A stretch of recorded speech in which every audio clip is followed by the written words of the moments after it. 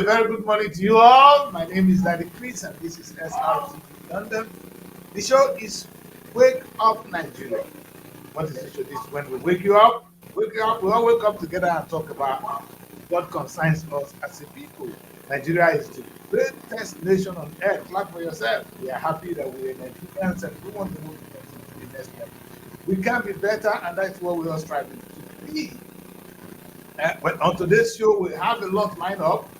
Hey, I have a Sabah, first time with special guest sending us today, and we have Abuja right with us, and I'm sure Lagos is going to join us.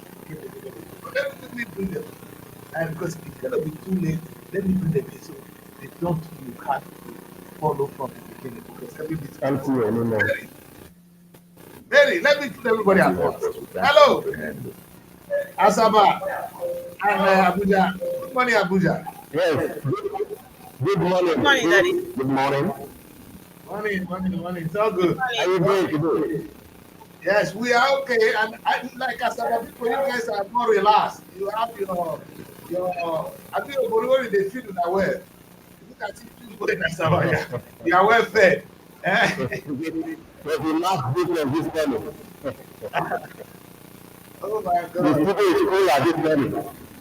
Wow, that's nice. Well, it's good to have the faces of people who are survived. We want to know what is happening in that state. Everybody joining us. Benjamin, could you tell us who your guest is? Because we have a guest in our midst. Yeah. My name is Engineer Misha Koza. Okay, sir. All right, engineer, you're welcome to the show. Today we'll be discussing a very difficult issue, and I'm happy we'll be going into what is going on actually in the state. We'll give the floor to Benjamin to tell us about the development in the state.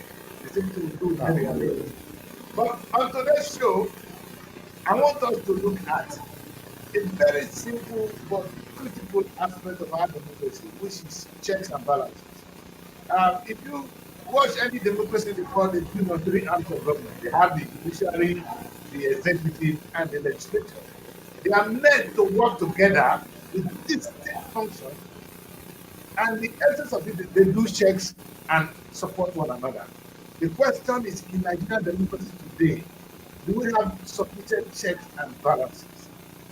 I'm talking of the executive, the judiciary, and the legislature. I can tell you for father, during the time of Srtv and the General Buhari government, it was a bit of clash. Maybe that is good for democracy. Because it's like, I don't know whether we're studying the case here. Are you comfortable with the going to bed of the executive and the legislature in this current government? That is something we may take a look at. But beyond that, this is a very broad topic. Beyond that, I want to see the role of young people, what young people should be doing, and the general population in terms of checking their activities. Now, we as citizens, we have a role to play. So do we have responsibility? It's always good to demand something from government. What about your own role? We have that to do, and I need checking enough. Because what I see in Nigeria, I'm going to throw this bomb at the youth. I invited them yesterday. I see young people so good at coming out during the election, protesting once in a while, but the protest or the participation in governance should be continuous, not a day thing, not once you go and sleep. It's a daily activity. The government is doing it today. Are we happy with it? Why is the government doing this? Only talking about it is something, but we don't hear that a lot from the young people. Maybe they are tired. Okay, let's forgive the young people for that. But let's bring in the two important arms, which is very important to us. We have the Nigerian Labor, is it NLC? Maybe it's, I gave you the word already. The NLC guy, all we hear when the NLC come on board, they want their salary to be increased. That's all. The price of this is too much for the common man. That's all. How about the economy? They don't even tell us how the government is going to make money. So when the government is making the wrong policy, it's not how it affects people alone, because if the government is not going to steal money to pay you, how about working with the government to build a better economy rather than demanding what you're going to get? The most annoying among all of them is lately the ASUU. ASUU always go to strike. They always keep our children at home. For only one reason. Their salary is not big enough. The promise of government is not met. You never hear ASUU actually making a very constructive criticism or suggestion or research on society, how society can move forward. And it's really disheartening that this big tank, the big body, the talent of the nation, it's actually been restricted to stomach ideology. So we need to explore all that on this show today. And that's what we're going to try and do. So I'm going to leave the floor. Finally, let me bring in our guest. Let me bring in our guest. It's the new voice they have. Sir, engineer, are you comfortable with the checks and balances in the Nigerian state as it is? Please, can you repeat your question, please? Yes, my question is, looking at the state of the Nigerian judiciary, let me put it simple. And Fabio is a very good friend of the president. Is that a good thing? Are there enough checks and balances on the activities of the government? Because or they are all in bed. So whatever they say is working for them. Is that good for democracy? Is that good for the Nigerian state? Well, yes, thank you very much. I think that's a very beautiful question.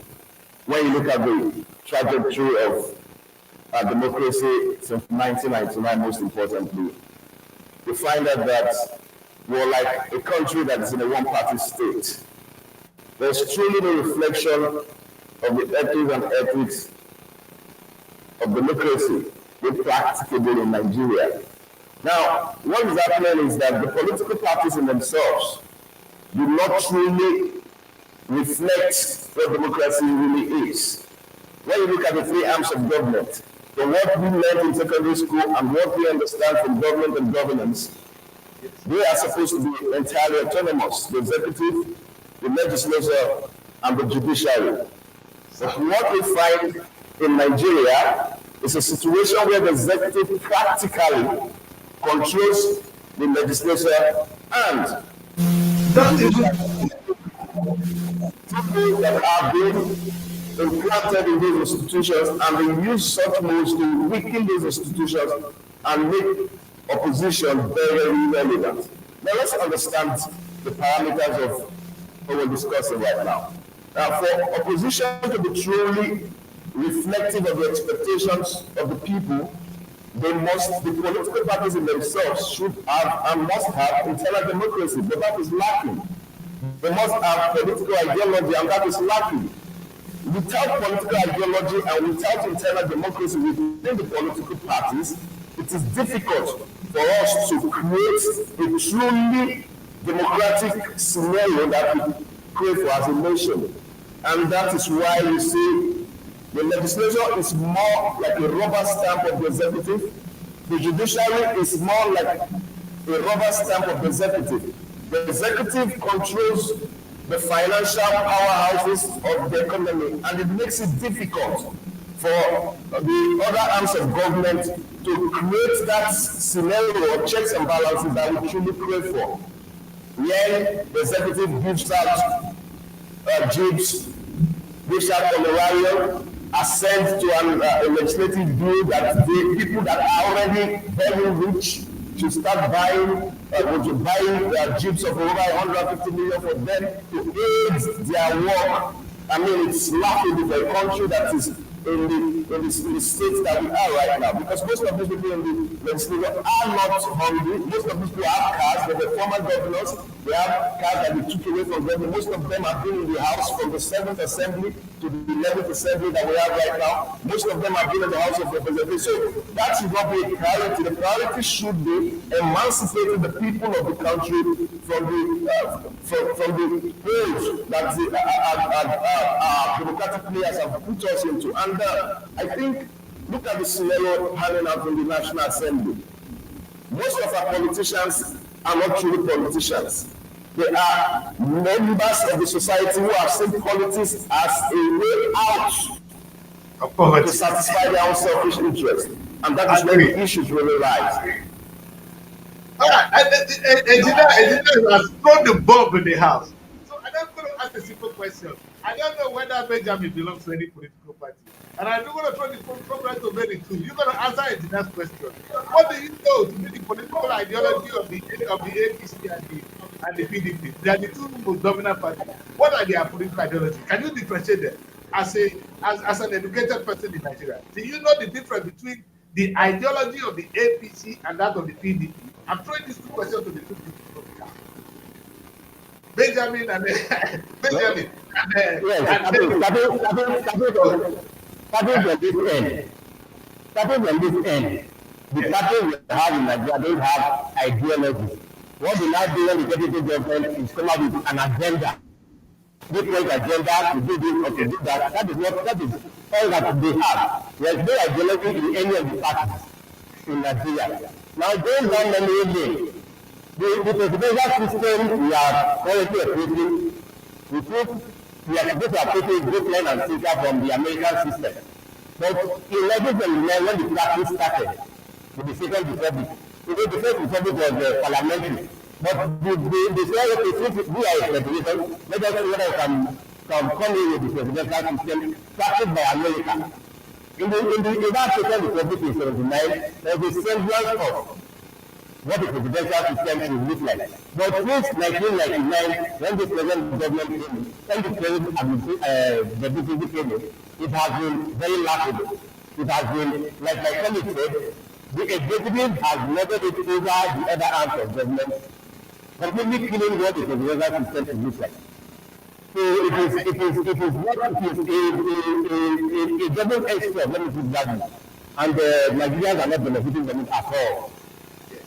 And it's not unexpected. And Mary, I won't want to bother you with that because I know you will say the same thing. Am I right, Mary? That if there's nothing like ideology, I just see people feel with a lot of selfish interest. You understand? They always come with 3-point agenda. I mean, now we are running the more agenda in this thing. I'm sure every time they come with an agenda, not the political ideology. It's not even related to their political ideology. Just write out some point agenda. They read it so well, and they read it like an anthem. It's become a national anthem. That's true. Let's go back to what to engineer. Very important issue we're dealing with here. Engineer, if you look at the current Nigerian government, I have never seen one bill opposed by the Senate, the current Senate. I mean the Senate-led, Akpabio-led Senate, has never opposed a bill from the presidency. And it gives us wondering that, of course, you don't have to oppose it because you want to oppose. But are they accepting because it is what they want? Are they, if the government leaders in the perfect direction, there's nothing to contribute? But people say if only they do something, you will make big mistakes. You are not going to use the bad word here. See, only you, president, what the president is saying is always right. It's always right according to the Akpabio-led Senate. Is that something we should be comfortable with, sir? Well, thank you very much. The question is quite interesting. It's a reflection of the reality on ground. The fact remains that we truly don't have an opposition, because what we see in the legislature is a collection of group of friends who are taking politics as a career, and they are not there to project the expectations of Nigerians. Why do I say that? Now, you made a very important point by referencing that we have not seen a bill that has been opposed or that has truly gone through the process of really being thrown out by the National Assembly, which is very true. And that is a reflection of the reality of them, because most of the bills that come to the National Assembly are premeditated. These are bills that have been agreed upon outside plenary. During meetings outside plenary, they have said this is what the president wants us to do. This is what is going to should be done. Some of you will say, most of you will say, most of you will say, aye. So they've already a solid legislation out of the true parliament that we know that has agreed on the bill already before it is brought to the view of Nigerians and the world. So it is difficult. Why is it difficult? Because within the ambit of the National Assembly, for example, even when you look at people that have won their seats to the Senate and the House of Representatives through other parties like maybe the Labour Party, maybe some of the PDP, maybe the SDP, the YPP, when they get into the Senate, they are conscripted into the ruling party. That means they were not truly party representatives of their political party, whose platform they came into the Senate of the National Assembly. That is an indication of how our mindset is towards the kind of democracy we claim to have in America. Because if there is an opposition, the strength of democracy is opposition. Opposition puts the ruling party on its toes. But when there is no opposition, that's why you see assenting to bills, nuclear and sinker, unless, like we saw what happened in the last couple of weeks, contrary to the interest of the executive, that's when the bill will not be consented to. So, looking at it holistically, the legislature is a product or it's a stooge and or a proxy of the executive that is made and that is created to act out a script being given to them by the executive. So in that situation, it is practically difficult for them to show up goods and for them to act contrary to the executive. Now, what does the executive do to weaken that institution? They create the scenario of patronage, where everything is actually, if the legislature needs anything, they must equally pass through the executive, if the judiciary needs anything. So there's an imbalance in the structure of our democracy relating to the three arms of government. Until we create that balance, that is the only way we can be able to truly have an opposition that will fight the vices within the executive, and that is what is really bringing us down as a country. And it's very important. Thank you very much, Engineer. You see, when we don't have this essential element in the democratic system, when I use the word opposition, they think opposition helps to bring the best. There's no, I cannot do this. It's too important. I can't imagine what Donald Trump is going to do. The House will throw it out. Even if they cannot, you will see their voice. Now, in today's Nigeria, we are lucky to have the PDP and the Labour Party. These were three dominant parties during the last election. But we never hear their voices. You never hear. I don't know whether there's Labour in the House at all. I'm talking of from the House of Assembly, from the lower house to the upper house. And I'm talking of the rep to the Senate. We never heard of the Labour. We never heard of even the almighty PDP of the past. Come on, this is wrong. And I think, my next question will be is it because of funding? Is it because of the financial resources being controlled solely by the executive? Is that why they are so mute? Because we have a similar case even in our state, in Delta State where you are now. We do know that every time Okowa was changing, it was changing the Speaker of the House. Like somebody changing a woman changing her pampers. You understand? The baby pampers. Until they got to Borivori. Unless you play their game, you're gonna go. So how are these? Why are our executives so powerful? Not only at the federal, even at the states. The answer is not perfect. The executive controls the finances. That we have today, there are people who are out for money, not for the interest of the people. So if the executive feels that the legislature is trying to be too lazy, so to say, they start it themselves. And when it happens that you other officers who will now bank up to pitch it's a very sad thing. In 1999, between 1999 and 2003, in the first, Obama just for 4 years. How many Senate presidents did you have? There were big change almost every year. Even though the House was there, the same thing. But when the legislators understood what the executive wanted, they let it down. And that has been the bane of what people are democracy in Nigeria. The executive knows too much power, even over the judiciary. If a federal decision against the government of the day, we will either remove or threaten. So it is very sad We have to revisit the constitution to make it very, very independent. How will that work out? From the front to each arm of government to come directly, not through any arm, not through let the executive forcing the legislature or the judiciary. The front to go directly to these arms of government. And if that is done, I don't think there will be any fear of there will be no Superman. Yes. If that, yes. there will be Superman will be removed. I agree. Yes. And if they can put down the volume in your studio, the volume of the speaker is bringing so much echo in Asaba. If they can just help us with that, that would be very helpful. And now I'm going to throw the next bomb, which is coming to Mary. You, the young people, and I want this come to you, Mary. You young people have a role to play. I'm confused. You know, you are very good to come out and protest. Yesterday, I was crying that you people play faith in the Lord. But you have come out, you should be a voice and a constant voice.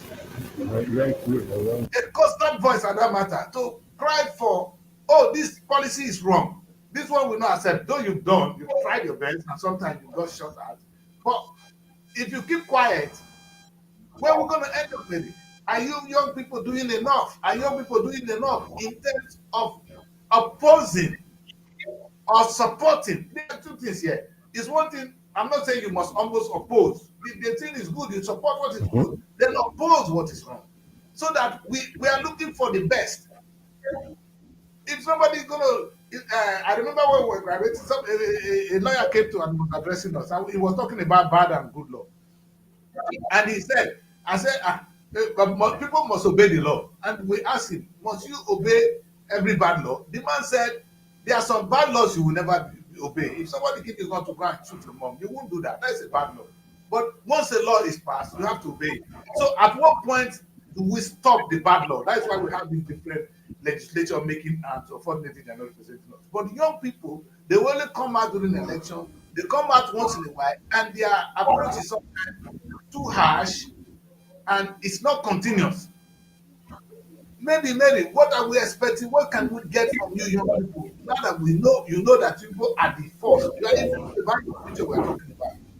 Don't you think people are lacking here?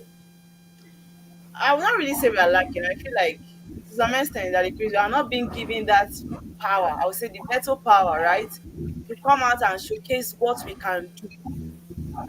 The leaders we have right now, I would say they are mostly old people. I feel like they have taken over Nigeria. They make decisions. Their word is actually what I would say financing Nigeria, and with the youth, we are just like under them. Recall what is happening in Rivers State, just like Wiki and Fubara. You see that Fubara is younger than Wiki, and I could see a lot of people still saying that you cannot bite the hand that fed you. So how do you expect the same Fubara, right, to rule well? Well, even the Wiki is fighting him. Godfatherism. How many youths have that power to come out and actually showcase themselves, whereby we are now being clouded by so-called leaders are not even giving us that freedom to speak. If they come out during the protest, are we going to agree that a lot of lives have been lost during the protest? So do you think people have that confidence to still come out, right, and speak? We've been talking, we've been complaining, we've been lamenting. Nothing has changed. Youth, if you ask me, they have not really been given that time, that power, you understand, that space to come out and work in Nigeria, and which I think we need to look into to see Yes. how we can actually better the country. Agree. And then we just have Lagos. Lagos is she's been waiting. Hello, Lagos. What happened to your audio? We can't hear you.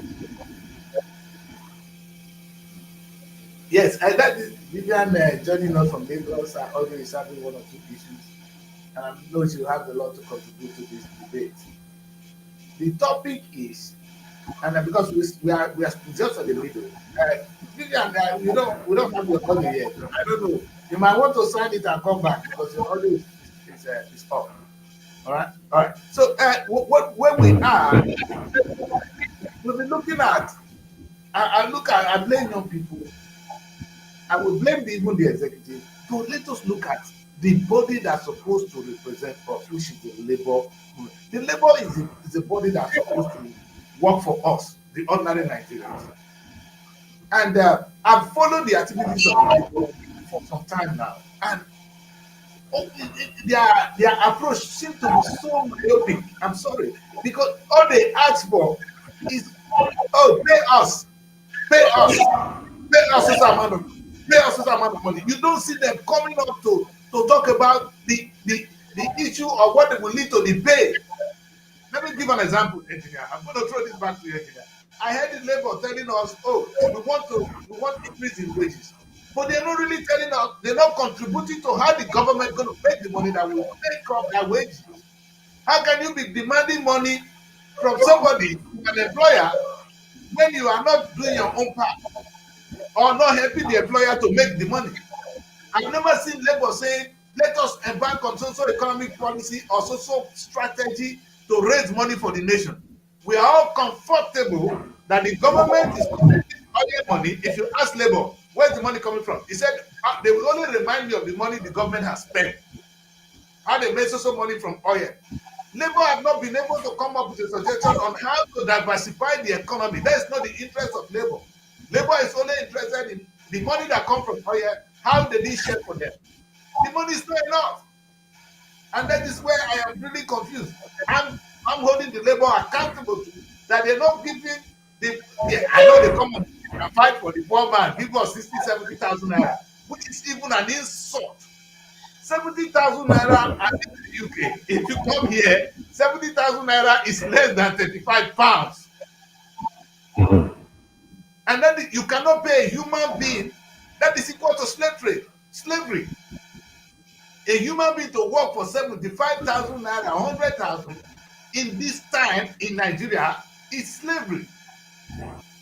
And that's what labor is fighting for. And they're doing so because that is the option they have. I can't understand that. We need to work. We don't need to sit back and expect salaries. If you don't work, truly, there's no way salary will come.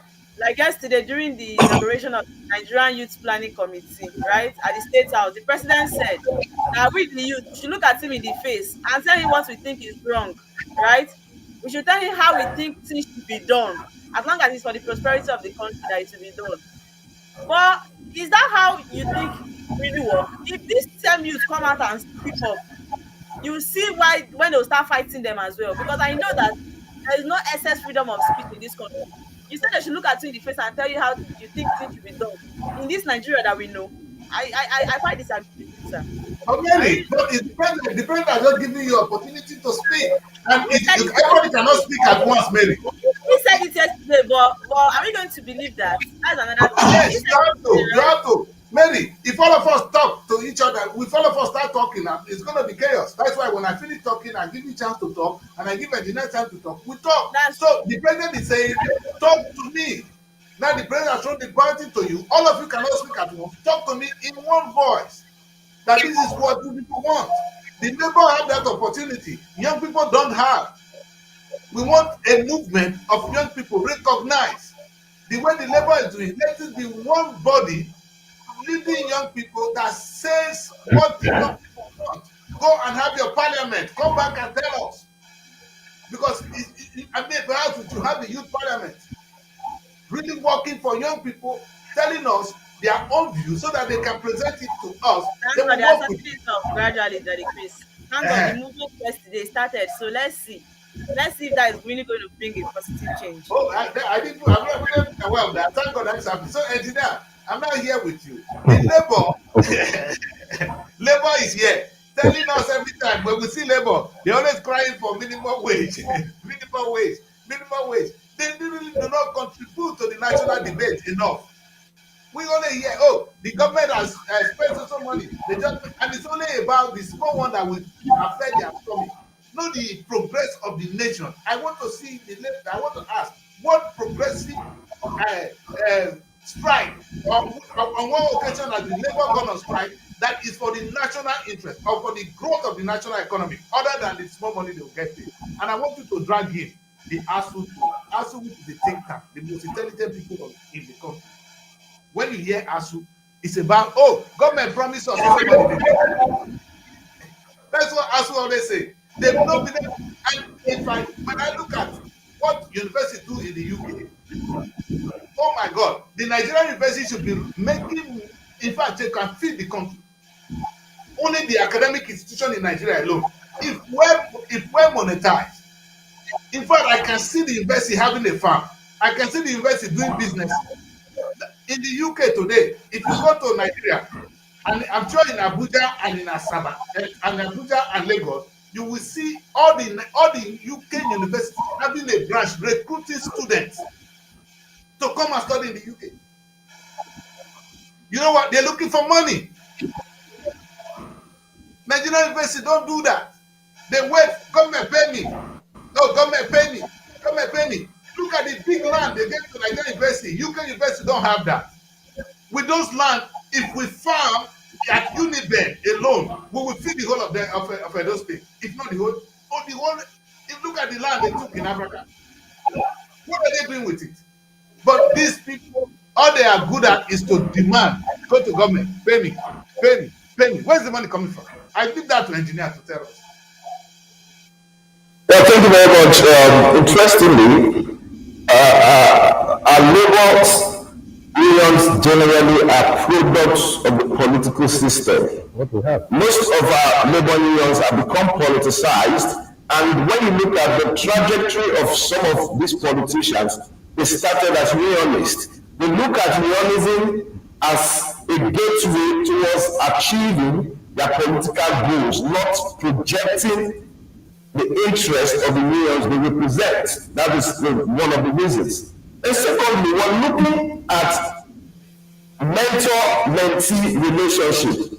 Most of these mentees who are union leaders from the university days, NANS president, for example, ASUU president, they have seen the roles being played by some of these politicians who have passed through that trajectory, and they have said, yes, I want to become a politician. We have seen situations where ASUU presidents in schools, for example, are being driven like senior presidents. They have entourages, they have security guards. Now we are failed as leaders, especially in the area of labor and of course leadership relationship. Now what is happening? I look at the labor unions more as a political party now in Nigeria, because they have lost the essence of unionism and practically been pawns in the hands of the political elite to use as manipulative tools to either distort or disorganize the system or create a template for them from the politicians to achieve their political will. And most importantly, why has labor failed? Labor has failed because people have lost trust in labor. They have lost confidence in labor. The labor unions come out to say, we are going for this mother of all strike, 5 days morning strike. Then they go into negotiation that same day with government and come out and they have told workers that for the next 5 days we're not going to work. Then they come out the next morning and said, having discussed with the leaders, we have decided to suspend the strike. Meanwhile, you have asked us that this is only a 5-day strike, and people's schedules have been distorted because of that. Now, when you speak brainstorm when you are talking to the press as labor unions. Then when you go inside the closed door, you come out. You don't tell us. You only say you have reached a conclusion. What was the nitty-gritty of the discussion? Then why do you expect us not to believe that money has exchanged hands, that you have compromised on the ethos and ethics of unionism? So you look at so many things that happened last year between the union, during the fuel crisis, including the fuel and all that, when labor will come up to say, we're going on strike. After a couple of hours, they will call off the strike. They will do one strike. People have not, labor call on the strike in Nigeria now, and we want people to realistically come out because we want to really show solidarity with labor. Because labor have become politicized. Most of them, majority of them, with due respect to very few who are truly labor unionists, majority of them use labor unionism as a platform for political ambitions that they want to play. And during elections, they become tools in the hands of politicians. So we have lost the substance. Now, what do the politicians do? They have infiltrated even to the NANS, the National Association of Nigerian Students. They have infiltrated NANS to a level that politicized unionism even at the lowest level. And that is where we have an issue. We talked about the landmass of universities in Nigeria. It's laughable. Now, do you know that we keep giving licenses to private individuals and creating universities almost on every local government positions, create universities and locality? Where are the jobs for those graduates when they leave school? You create universities. Most of our PhD holders in Nigeria today do not know anything about research. They are just theoretical PhD holders. They can't do research. You talked about the issue of having farm. Some of the schools of agriculture do not even own a farm. Universities of agriculture, they don't own a farm. They are doing theoretical agriculture. So it is laughable because when I look at what we look, it's the pressure is on the democracy has put pressure on the system because we practice negative democracy, not we practice passive democracy, not active democracy. And the issue of godfatherism has created a template. People do not even value, no morality has been thrown to the dogs. Growing up, we have this norm that you want to grow up to become this, but now people want to go ask a child, what do you want to become? I want to become a politician. If a politician, being a politician is not a career, because they have seen the way the proliferation of our economy by the political class has been etched in the minds of these young ones, and that is why they see politics as a trajectory to financial emancipation. Now let's look at this way. When you look at, you see somebody who will tell you that after when I become councillor, from there I will try to become local government chairman, or I will go to House of Assembly, from there I will become an EE or an SSC. They have used their life all around politics because politics have created lazy Nigerians because they think that the carrot, which is the Nigerian economy, can continually be looted to the chagrin of true Nigerians. And that is where we are today.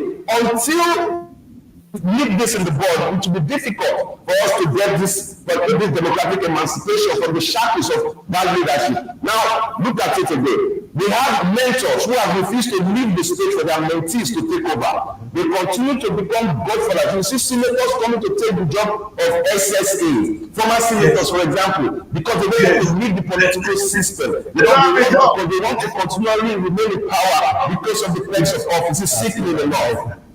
It is. Vivian, the fever is hot.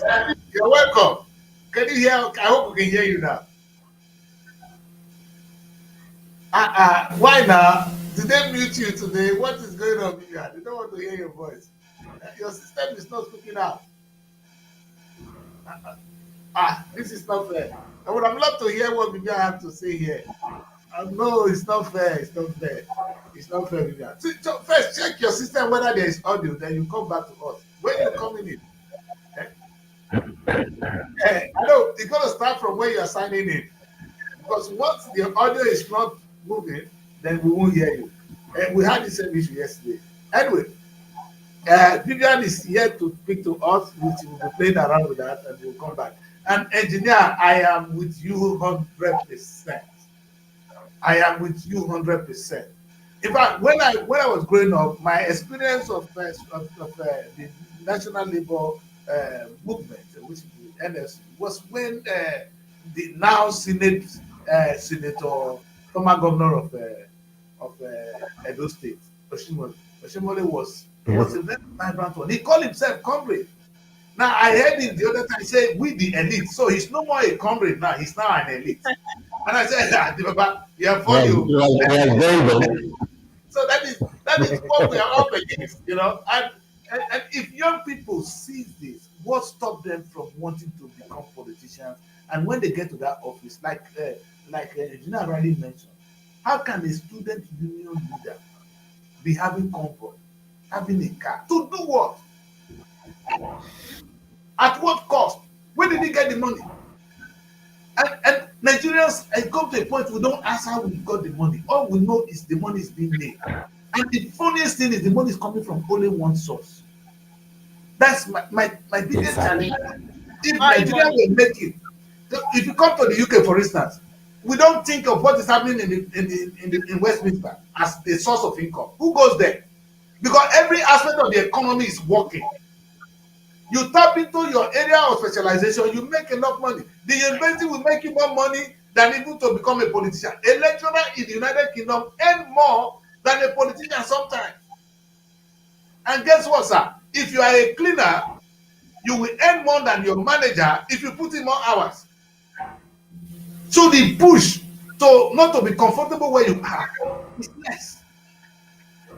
And I'm still confused. One day we're going to take time to look at the active how Nigerian university can be monetized, and it's really a very big pain to me that a university with that landscape, with the amount of talent, is a true reflection of the Nigerian state.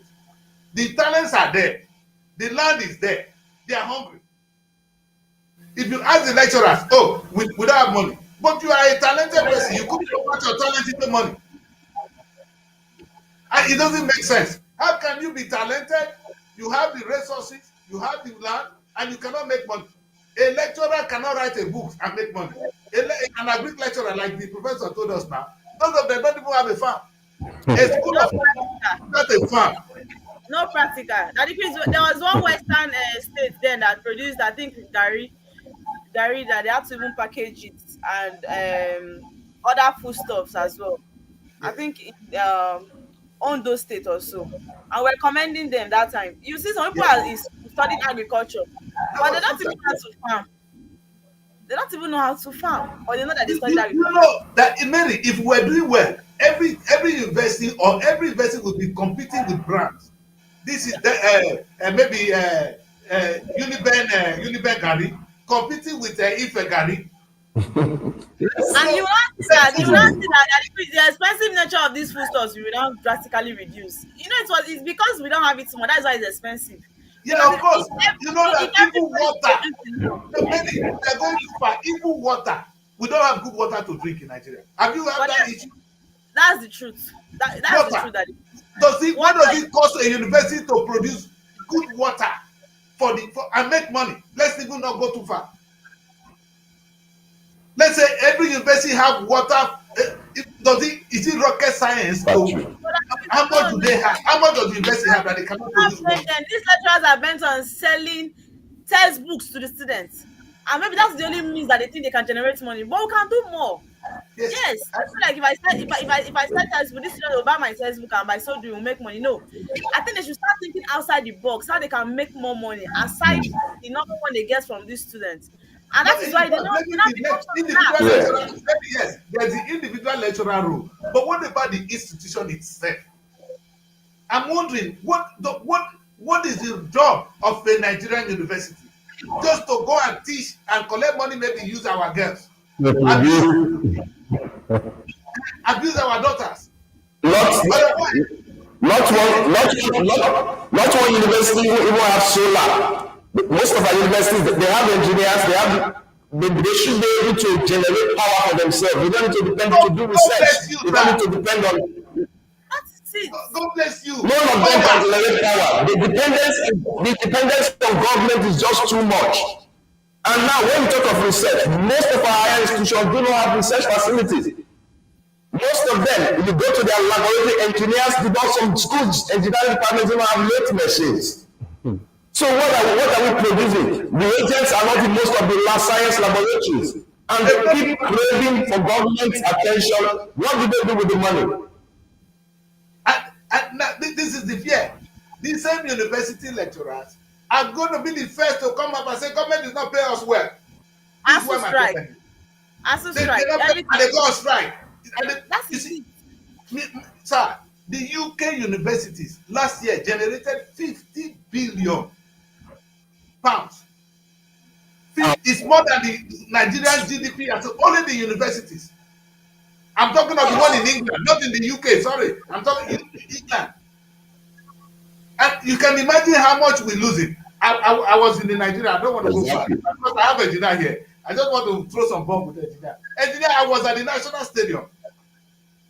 Nigerian Okay. Stadium, this Motu Abiola Stadium, is of the state of art. It's complete compared to what you see anywhere in the world.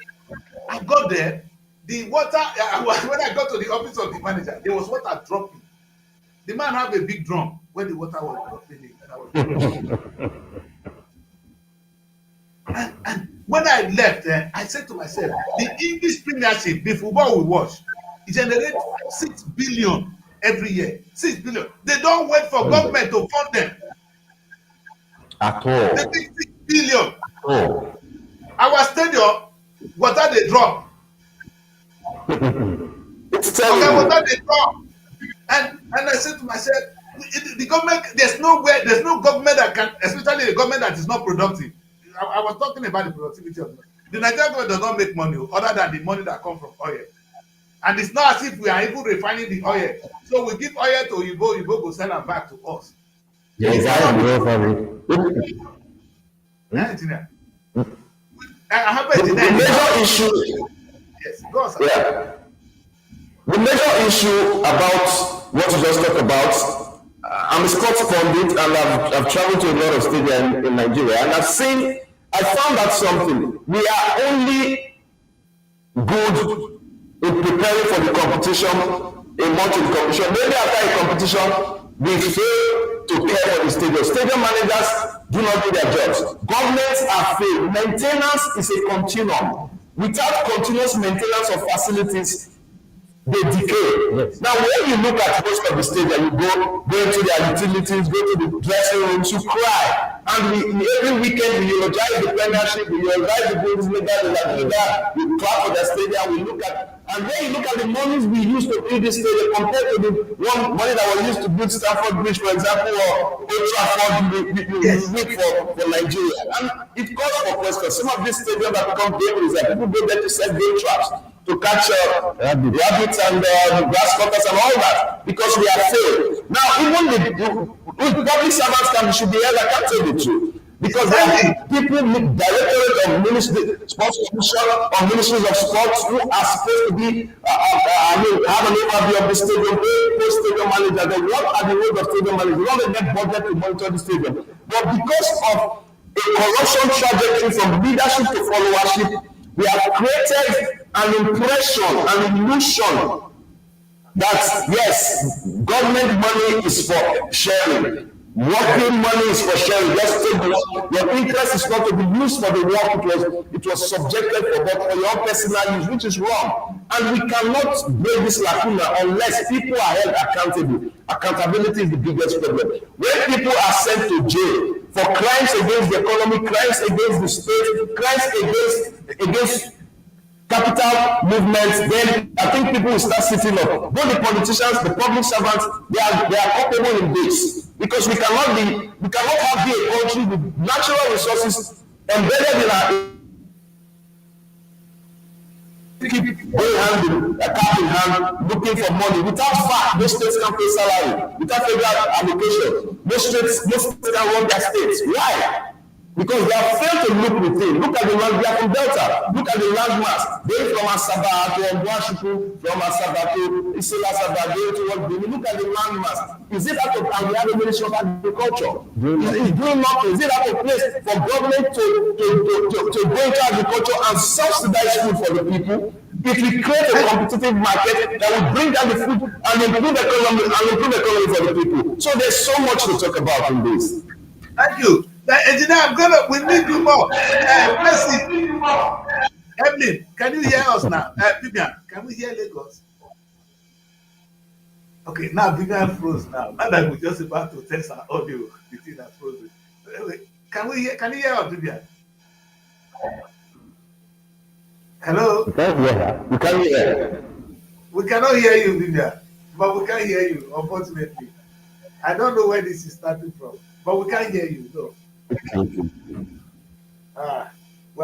We still got to go, but engineers are just throw the bomb, and in fact, engineer is taking me to where we should not be, because we want to keep this, we want to keep it low. But the reason we're saying this is we don't hear Labour Party or the think tank of the nation as we talk about this crucial, raising the Nigerian standard, the Nigerian economy in a realistic manner. All we hear is give me. It's like I don't care, give me the money. I don't care, give me the money. Where's the money coming from? Whereas these people, if we monetize this aspect of our life, our children will not even be going into politics today. They won't even be interested in politics. If the sport, for instance, Yes. is well, Yes. young people will go and play football, and that will become an industry of its own. In fact, do you know how much we're losing when it comes to football? How much Nigeria is losing? But there's no organized football. Our premiership, when I was growing up, we had the ICC shooting star. It was better insurance when I was going in the then better state. I never bought them at that time. You know, you can imagine what we went through. It was joy to see. And then, but without it, we also, the better insurance was a company that invested in football. And they were making money. So look at it. It's not even like before. Now we have so many brands that are looking for adverts. There's MTN, Glow, their competition. They're making money from the Nigerian state. Yeah, they cannot put money into football. It's because we didn't organize it. If not, these guys would put money into it. I mean, they would look for space to put in their products. It's not by, they don't want to put in money because it's not only a matter of corporate social responsibility. No, they want visibility. Football will give them, the football stadium will give them visibility. The television program will give them visibility. Money will be made in the industry. Nobody talks about football. Yes, I mean, Agreed, which is the best. Yes, the engineer doesn't need a rocket science really to have farm. I know, but what they said when I talk about sorry, when I went in Delta State. If I talk of a body, when I tell me say you don't construct food, people speak Delta Pidgin. But would it be a rocket science for us to farm that landscape of land and make money? So we have Delta Gari, Delta rice, Delta this, Delta that. Will that be out of place? So what does your government do? Collect money at the end of the month, spend it on construction of roads. And wow, I'm confused. that is, before you go back to agriculture, let me mention that the Delta State government between 1999 and 2007, under Igbo, made conscious effort. No, there was a setup that recognized that you can develop the talent in Delta State. And because of that, they built stadia in every local government headquarters. Between 2000 and 2007, every local government headquarters had a stadium. Now, how many years after, they are all gone? They are gone. And yes, I have a stadium in my place, and I'm wondering who built this monument. And they are useless. The stadium are useless. Only where politicians come once in a while and they gather, then they will clear it. After that, it's gone. So the essence of the stadium, which would have been, you can imagine the part of the economy. Nigerians are not getting it. The part of that economy that we are losing. When I look at it, like I said to engineer today, when you look at the landmarks of our universities, oh my God, you wonder what are we doing with all this? Come and see the big university you're hearing of. They are mushrooms. Come to UK. Some of them are mushrooms. Very small place. They don't have the land you have. If they have that land, they will cultivate their land. The reason you see university in UK not doing much is because they don't have the land. How can the university have all that land? They don't have a farm. Or they don't have a factory. Like, take the simple really. Water that is so important. You can't go to drinking bad water on a daily basis. You see pure water on the street. And if you want to die in Nigeria, it's going to be you'll be dying from water, which is the most important thing. The one that people feel like, okay, it's even better. The sachet water that people get, right? It's still not good enough. And that is why you have high rates of typhoid. People are actually having the typhoid, having one sickness or the other. We don't have good waters in Nigeria. We don't. Only few people. And now, you know, like Vivian already, it's unfortunate we can't get Vivian audio. What's the change? Do you know that Nigerian people now, Nigerian children, are now going to Ghana to go and study? That is, and we're clapping for a government. What kind of government are we clapping for? We say, whatever it is, that we now leave Nigeria to go and study, not abroad now, we run everywhere. Even Ghana now is a better place to get a degree than Nigeria. God will help us. If until these are serious. What I want us to do, engineer, because we're gonna continue this debate a little bit more, but let's go on a break and then focus on the issues of the national dailies today because a lot is going on. It's like Fubara is not the governor of the state, and we need to observe that carefully. Let's take a look. Let's go on a quick break. When we come back, we're gonna take a look at our dailies, and then maybe please pick up the papers and you'll be running through that with us. Let's go on the break. Please don't go away. Stay with us. Find your sanctuary in the heart of the city. Live the life you deserve in an exquisite apartment. Srtv Luxury Shortlet Apartment, Lagos, is a place where your comfort is rest assured.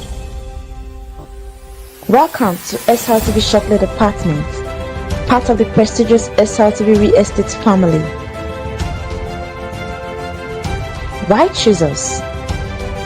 Prime location, nestled in the heart of Lagos, close to key attractions, business hubs, and vibrant nightlife. Modern interiors, fully furnished, stylish apartments designed to provide the ultimate comfort. Luxury redefined, vacation perfected. 24/7 security. Enjoy peace of mind with round-the-clock security and CCTV surveillance. Top-notch amenities, high-speed Wi-Fi, smart TV, air conditioning, fully equipped kitchen, and lots more. Perfect for business travelers, family vacations, romantic getaways, special events, and more. Book your stay today and experience Lagos like never before. Call +234 8143 582856 or +447 4388 93190 or email us at realestate@superiorradiotelevision.com. Srtv Shortlet Apartment, where comfort meets luxury.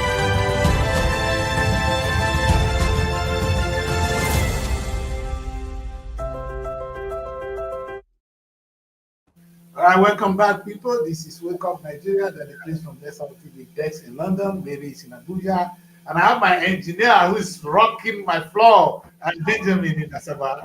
And of course, Vivian is struggling to join the network, but he's making a wonderful comment from behind. You see, Vivian is asking a very interesting question here. And I want to throw this to engineer before we move to the papers. Let me get ready. Vivian is a very big comment, and I think we should play with it. Let me put it on the platform for everybody to read. She asked, he said, this is the fact file, which is something we should be laughing.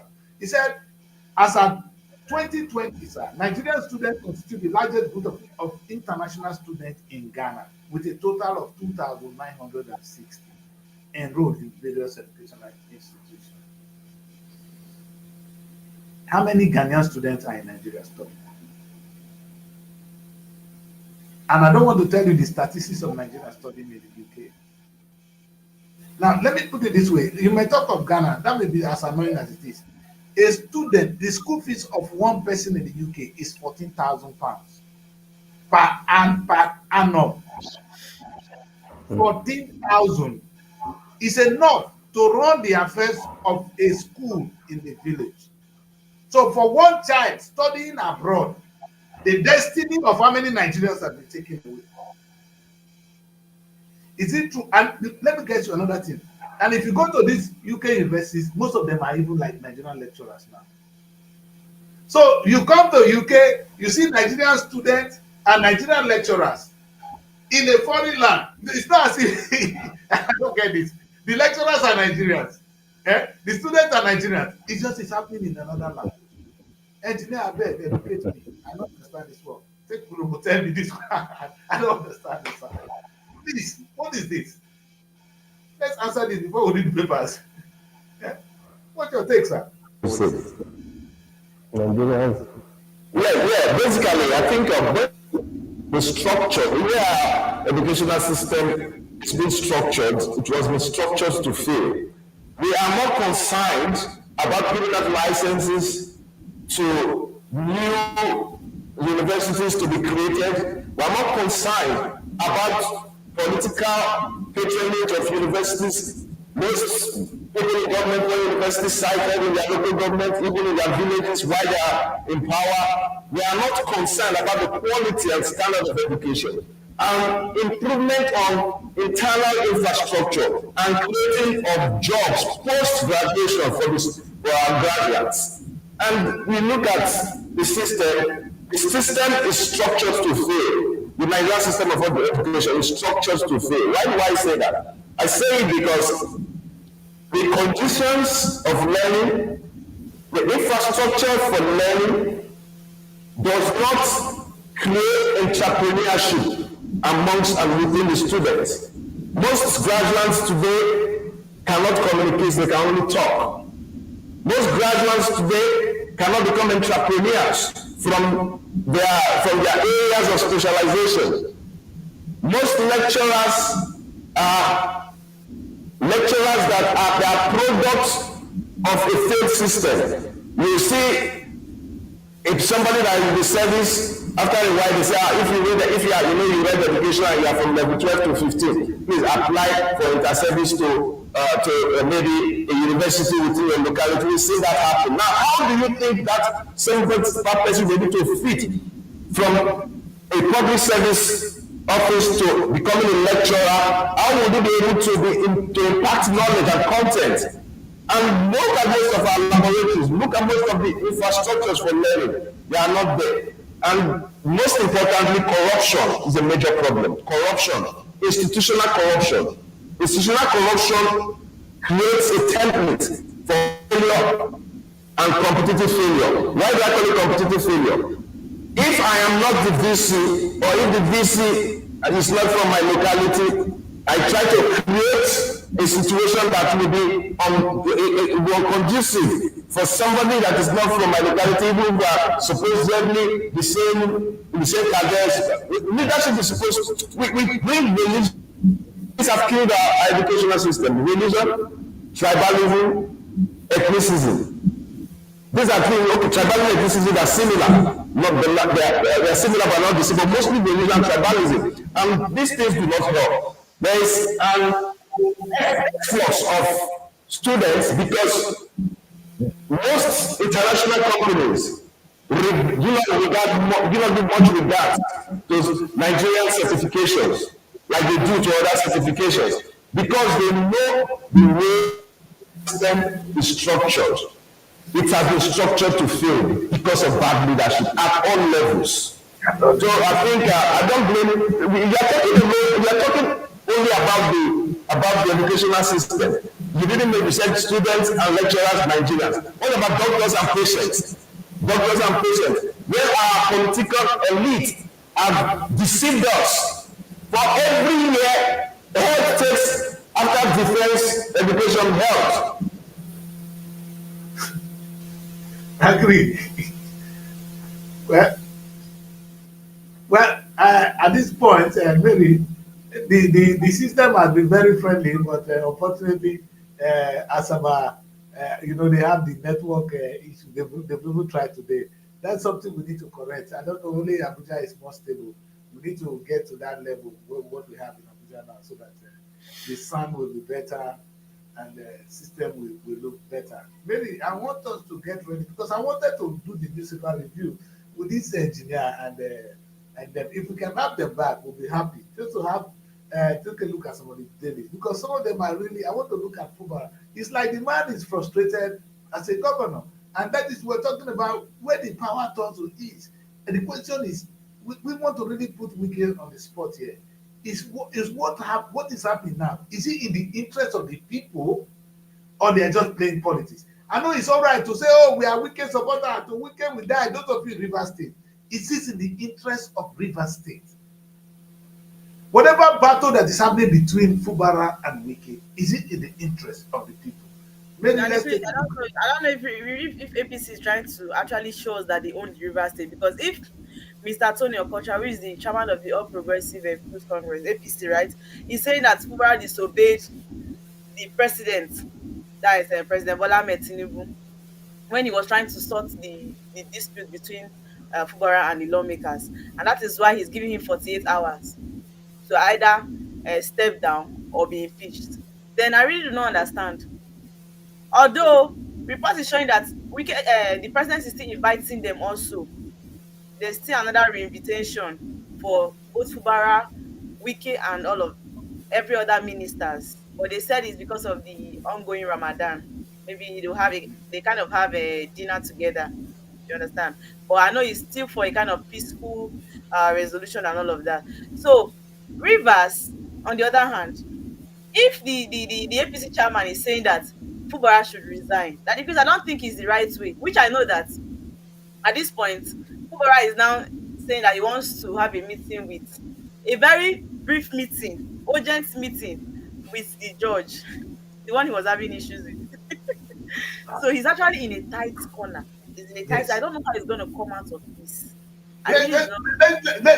But maybe let us share some of the papers with the audience. I'm sure some of these things will be in the daily because I saw some of the skeleton of Fubara, like a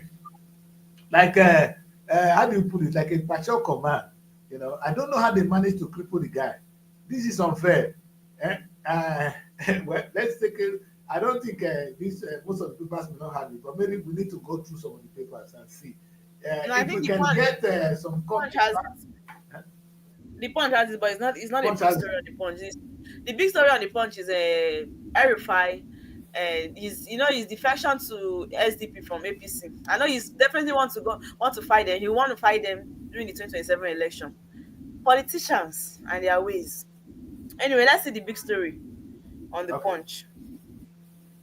Defection to SDP. Okay. Presidency. APC knocks Erify. Dismissed threats to unseat Tinubu. And the writer says, as Governor Atiku meets again, aggrieved PDP, APC, bigwigs may defect, Erify eyes new coalition. And that story is on page 2 of the Punch newspaper. Moving forward, we have a story that says impeachment.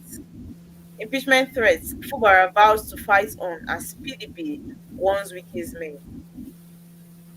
The story is also on page 2. NNPCL, Dangote Refinery begins talks on Naira for crude contract on page 25. We also have a story that says Provest, Promised Land Building and Construction Limited, acknowledges sex detective, begins license processing at page 27. A story here also says Natasha's suspension, Senate rules out reverser, Akpabio's query suit on page 30 of the Punch newspaper. Soldiers rescue 75 civilians from Sambisa forest. I can see their picture on the Punch. And this story is on page 1 of the Punch What newspaper. is it? Supreme What Court is in this business forest that people? So I don't understand the security situation in It's that terrible. northern part. It's That's a terrible. business forest. That I one know is it's not scary. just Eh? about them rescuing people. Do you know that a lot of soldiers are losing their lives? They kill a lot of soldiers every day. These are the ones you don't see. It's only when you have someone around that is related to these people. These people, I don't know how powerful they are, but I think the government should do more, like in terms of security. Because even if our own security force that are in the bush trying to protect us are being killed again, so what's the fate of the common man that is here? It's really Anyway, sad. we're going to come to that. Engineer, good engineer, and Benjamin, they are back. Let's look at the Yes, headlines here. Is that the yes. presidency? Talking about Sambisa Forest. Yes, sir. Unless the geography I read in secondary school in those days has changed. What we learned in secondary school was that we only had forest in the south and sparse vegetation in the north. But all of a sudden, the whole north is now filled with forest, where people can hide and you don't see them, even from the air, you don't see them. It's like the Sambisa Forest is what will it take a division of the army to go into Sambisa Forest and not conquer the whole place. It's baffling. Honestly, Sambisa Forest, people look at the number of people that have been rescued from there. Where do they live in the forest? Do they have Exactly. houses? How do they feed? How do they eat? These are questions that unless you are there yourself, it's to believe. And it is true. it baffles me when I hear this story. It's like so in the Nigerian state, somebody can just come to your house, pick you, put you there, keep you there, even demand money, kill, and the government is relaxed. They are in Aso Rock, and this is the anointing. And we had a similar. I'm going to bring this issue down to Delta State. I'm sorry. The governor of Delta State gets about 3 billion security votes every month. 3 billion naira. Quote me. They were getting 2 point something as at the time of Fukowa. Now that the pounds have increased and their money has increased because they no more paying. Now we have more money coming in now. We're no more paying for subsidy, so there's more money, and more money is now going to the state. And I'm sure the security vote must have increased. If not, be someone an open book for me. But where is all that money going into? That even the governor of this state, if the federal government is not doing anything, the governor is not doing anything, even local vigilante will push these children out of that. They will push this, make that place clean. Who are the people in the forest that we could not negotiate with or even talk to and get a safe and sane society? This is beyond human understanding. Honestly, it is, and it's alarming. Well, engineer, I'm putting engineer. I'm going to put engineer on the spotlight. Engineer, I'm happy to have you today, so I'm going to throw a lot out of you because I'm making. I don't have any problem. I'm always. Yeah, you see, insecurity in the Northeast. Yes. And insecurity in the Northeast. Yes, look at it in the north and bring it home. There's still insecurity in Delta State. Insecurity in the North is the creation of the political elite. In fact, insecurity in Nigeria is the creation of the political elite. Now, I attended Federal Government College, Mina, and I know that northern Nigeria is mostly grassland. That means you do not have densely populated, densely forested area and mangroves like we have in the south. That means with a night vision helicopter, you can trace, because these people must eliminate their hideout in the night. If our security architecture is so structured and well funded, with a night vision helicopter, they will be able to trace these locations and all that. They said the Sambisa forest it's a region that covers the whole of the south and southeast together, quite big enough. So, but we have police helicopters, we have Air Force helicopters, which can be put into use. We have security architecture. These people make phone calls to demand ransoms. We are told that the national identity that we did and whatever the biometrics is to aid, mostly to aid our security agencies to be able to trace funds, solicit funds, to trace situations of insecurity like this. But we are not seeing it practically being utilized. That aside, the government on its part is not telling us enough truth. There's a lot of lies being told about the security situation in Nigeria that has called for question the integrity of our security agencies acting on that. But besides that, I must be frank with you. The intelligence agencies like the DSS are doing a great job. Now, but they are restricted. They are doing a great job of intelligence gathering. Now, when they gather intelligence that can help in nipping in bud the security situation, they can't act on the intelligence that have been gathered. They submit it to their bosses, right? Now their bosses submit it to their own bosses who are in the executive. But now the question is now asked, until there's an executive order to implement the reports, the intelligence gathered, then nothing can be done. But the intelligence gathered now becomes a pawn in the political elite. They now trivialize it along religious, along senatorial line, along geopolitical line, along ethnic line, and it dies a natural death. Who are funding? Look at the porosity of our borders. Is you and I that are supposed to man this? We have people that man these borders. The infiltration into our country is collaborative. It's aided and abetted by people in the system who are actually benefiting. And I must let you know, the Northeast region is the epicenter of a lot of natural resources, gold, diamond, you name it. And people are harvesting on those things. And that most of this crisis is not just about we have defactionalized Islamic groups in the north who are fighting themselves because of these natural resources as well. And there are people who are the paymasters of those people that are in those regions. The people that are being kidnapped are pawns in the chessboard of this political elite. So it's difficult, but it's doable. We need to understand that and have that mindset that we want to achieve it.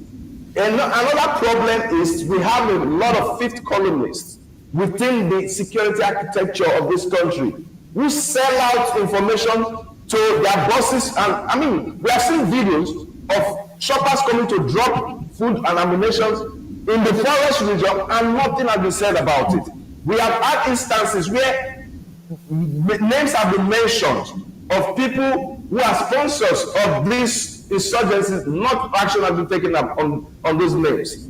And then we have seen situations that you cannot appoint, or rather you cannot recruit a Southerner, for example, and after military training you post him straight to Sambisa Forest, somebody that does not have an idea of the language, an idea of the topography, an idea of so many things of that region. Meanwhile, you bring those that are well grounded in the language, the culture, the religion, the topography, you bring them to the south, to come and live in affluence. People that should have been able to interpret this law. Those people that have no experience from a military school straight to the war front.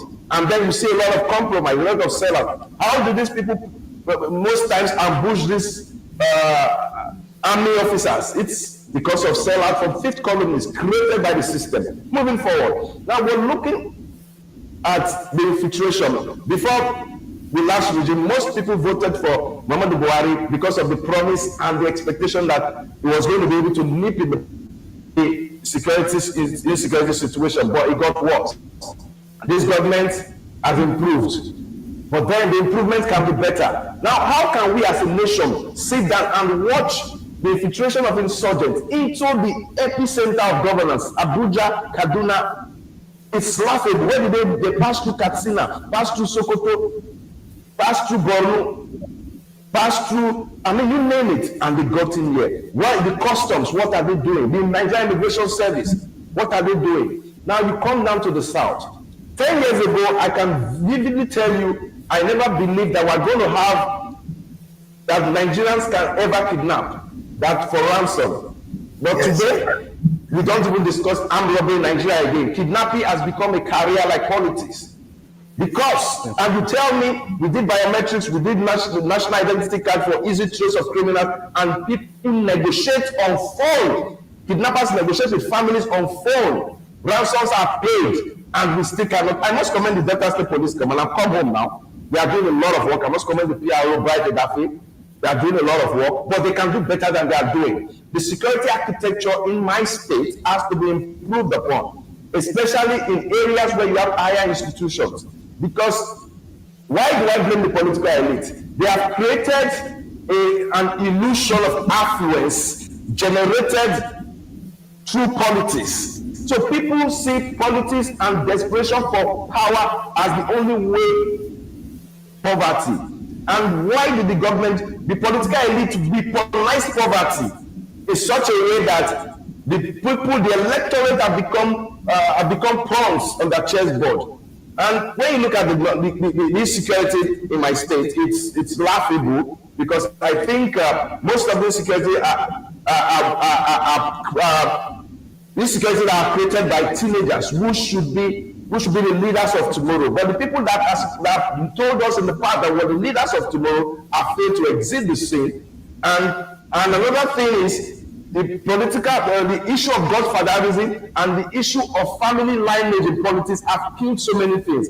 So these are things. The only way we can be able to nip in bud, especially security in the Sambisa area, in the Sambisa forest, is as The government should be holistic. The government should tell itself the truth. They know these people. Before I go, can I reference you? There was a certain time when America was kidnapped and brought to Nigeria. The U.S. armed Marines came into Nigeria. They rescued the kidnapped, the American that was kidnapped. And until they got back to the United States, Nigeria didn't know what had happened. And that was when the news went viral. So that means these people should know where these kidnappers are. We're not talking about the Chibok girls. We're not talking about so many people. Look I am so scared to travel to Warri now to see my mother, because I prefer to send her what I can send, because you cannot tell where it will happen. Is it between Asaba and Ogwashiku? Is it between Ogwashiku and Kwale? Is it between Kwale and Ugeli? You cannot. People have turned kidnapping to a profession. This is a cry for help. It is, it's a cry for help, and it's a cry on the government, from the federal to the state. Like you rightly mentioned, it is alien to us. In those days, we hear of armed robbery, not kidnapping. And like Engineer Rally said, somebody will take your family and was able to call you, and you pay the money into an account. That is because they're supposed to get cash. We pay money into an account. Nigeria, something is wrong. And there we have, it will not happen anywhere. If the political elite want to put an end to this, they will. And I know sometimes it's beyond them. Whatever the system that is wrong there, like Engineer Rally analyzed to us, even when the DSS gather their information, their findings, they cannot even implement it. So you can imagine the cumbersome nature we are. And sending innocent people to where they don't even have it, they don't understand the terrorism, you're sending them to die. And is this in the interest of the country? Sometimes we think we're cheating us. Let's hate the Northerners. Let's hate the Southerners. But at the end of the day, the country is going down. This is not about the North, this is not about the South, it's about the security of the nation. That's true. Please put politics aside. It's a cry for help, like Engineer rightly mentioned. Maybe let's quickly let's take a, so that we don't put too many of them on the so they don't get offended too much today. Let's still take a look at what because this is a Erufai no my man. Erufai is threatening the APC to some extent. Once it's political matter, if it's not favoring you, you'll be fighting. Why is it like that? Once it's not, he wants to start fighting APC because he didn't get what he wanted. No, I don't know. I would be surprised if Erufai would run for president one day. I won't be surprised. Because he's a very little guy, but he has something about him. I am not surprised though that he's expecting to SDP. I'm not surprised. He's threatening the presidency, but I don't know what the president would have done wrong to him. The president appointed him. It was other people that it was not the president that actually qualified him. What is the beef? What is his beef with the? I don't understand. No, sorry. Let me correct you there. Sir. Okay. Yes, you said it was the president that appointed him, but you remember, and you and I know, like you talked about bills going to the National Assembly, bills that the outcome had already been known. Even if the president appointed him,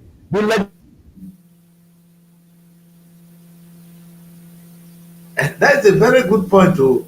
Because that is what has happened. Okay. Because for Tinubu to tell me that he was not able to push the House to approve Erufai. Exactly.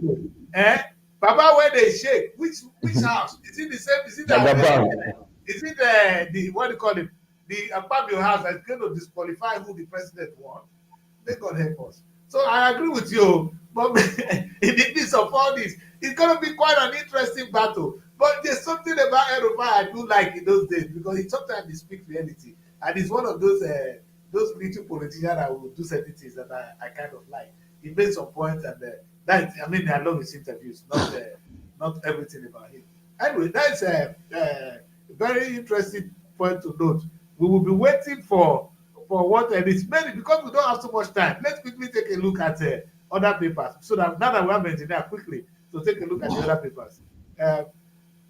And gunmen attack on the state. I think we should take a look at this Daily Times. Why the Daily Times pick on Rivers? Let's take a look at this one, maybe. Okay, Daily Times. Okay, the big story says Rivers APC demands Fubara's resignation within 48 hours. Can you pause there? Engineer, what is going on? This is our terrain. Rivers Delta, they are disabled. How can the APC demand a governor, a sitting governor, to resign? Where is this coming from? It's laughable. In It's fact, laughable, very, very laughable. I don't get it. Because yes, why do I say it's laughable? You see, when we most of our politicians now. Let me start from the issues within governance in Rivers State. We talked about godfatherism. We talked about the issue of loyalty and disloyalty. Now, the legislation, are they loyal to Fubara? No. Wike is claiming Fubara is not loyal to him until we decide to expunge our democracy, expunge things like this, these vices. I call it vices, negative vices out of our democracy and allow democracy to thrive. It will be difficult to actualize the true vision of democracy that we want to practice. What is happening in Rivers State today can only be settled through a political solution. Something that Jagaban couldn't settle. He went. You say, where did they get it wrong? I still, for all that is happening, I don't make a respect, but I hold him responsible. He should have been a role model of a leader and of course to his people and to the people of Rivers State. But what you can see the voice of Jacob and the hand of Esau in all this that is happening. Until that, Rivers State is the treasure base of the nation. But they are failing to realize that, like we said earlier on, if states could internally generate revenue for themselves, it is the federal allocation, the money coming to the state that is creating all these issues that are happening. Rivers State is a product of political prostitution. And that is what is happening in most of our states. Our political ideology has been thrown to the dogs. Most of our politicians are political prostitutes that, like was said, that were not from one party to the other, where their interests are not met. Today you see like PDP because your selfish interest is not met. Tomorrow that means we're truly not a PDP. Tomorrow you're APC. The APC government in Rivers do not have any right to tell him to resign in 40 years. He is the executive governor. He has his issues. The legislature have their issues. The judiciary is a major problem because the judiciary have been so manipulated by certain vices within the national executive. It is difficult. It's only in Nigeria you see on the same day the High Court in Port Harcourt will deliver a judgment. On the same day, a court in Abuja will quash that judgment. On the same day, in the night, another court in Lagos will bring another judgment. So why are we like this? We should allow democracy thrive. Selfish interest is the bane of what is happening in Rivers State. It's selfish interest, both on the side of the legislature, on the side of Fubara. They should sit down. The elders in Rivers State should call their sons together. The leaders, they call their sons together. And we should understand that it's not an island. It's not God. If he truly loves Rivers State, we should allow peace to reign. Because from my own perception, is behind what is happening. And I'm so sorry for the PDP. That somebody, if PDP truly have a political ideology, from all what has happened, some people should not remain in PDP. Is it that they are scared of one man? It's difficult to comprehend. But I think Fubara is working on a tightrope, no doubt. But I know if it does happen that he's impeached, Rivers State might capitulate. Because if you've seen threats and counter threats running here and there. But we as a country, if we crave for army to completely leave us, we hope for democracy, and this is what we are playing with our democracy. It's sickening enough for things that are happening. But I hope Rivers State do not capitulate. In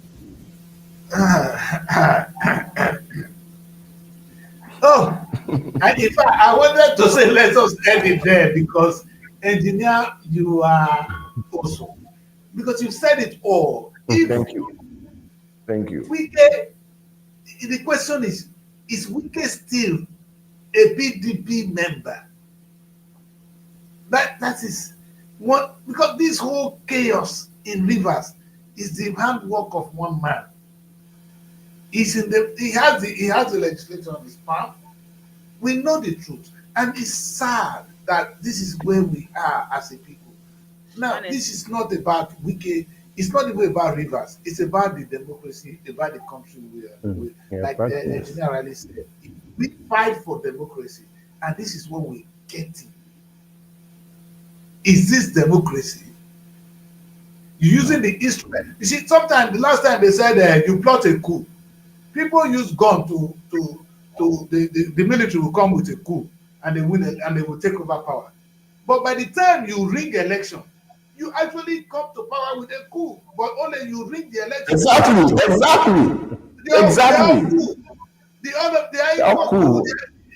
No one is.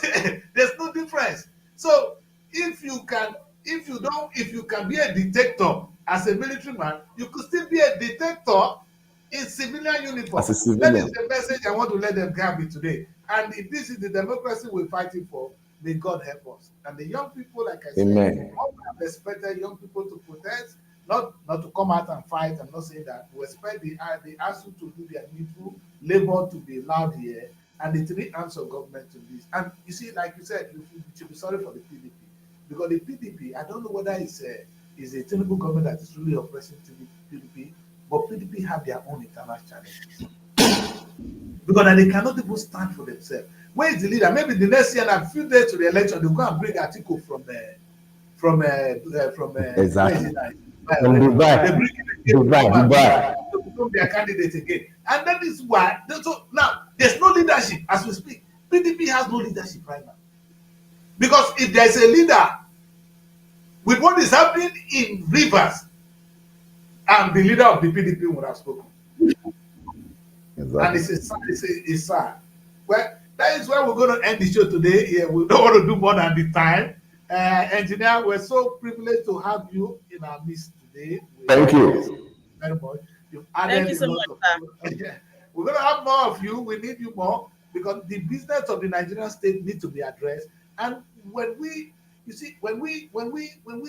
dissect it, we break it into so the audience can see what is really happening. It helps us. It gives everybody an understanding. Then they cannot follow us because the biggest weapon is communication. The people are not aware. They are aware of how much they are collecting, and the governors are collecting, and how they're spending the money. I'm sure they will not be happy. If Delta State know how much comes to Delta State and how the money is being spent, if we are aware, we will carry cutlass. The same will happen in Rivers. So, and if we are aware of the way the security challenges are going on, like the Sabisa Forest and perhaps our own local security, we will be angry. So perhaps what we can do is pass this information to the people, let them make informed decisions, and question government constructively. I don't even believe in the ammunition, the fight now, because the good thing is these people are going to fight themselves. I'm happy. That's why I raised today's topic, credible opposition. Now that if the APC is actually fighting, let me put it this way: if since the election in Delta State, the APC is only fighting to oppose the governance of Oboriori by telling us what he's doing wrong, not how to remove him, by intelligently pointing out the faults in the government. That is when opposition works. Instead, they are busy fighting themselves, fighting who will be the next candidate. May God help us. We'll have that discussion another day. All right. Thank you very much, engineer, for telling me. Thank you. We'll do this tomorrow. Thanks for having me. All right. Bye for now.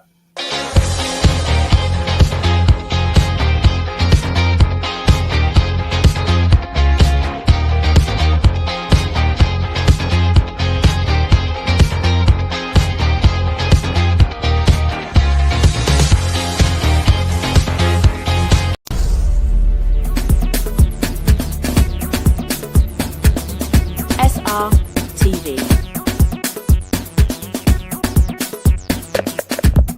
Innovative content.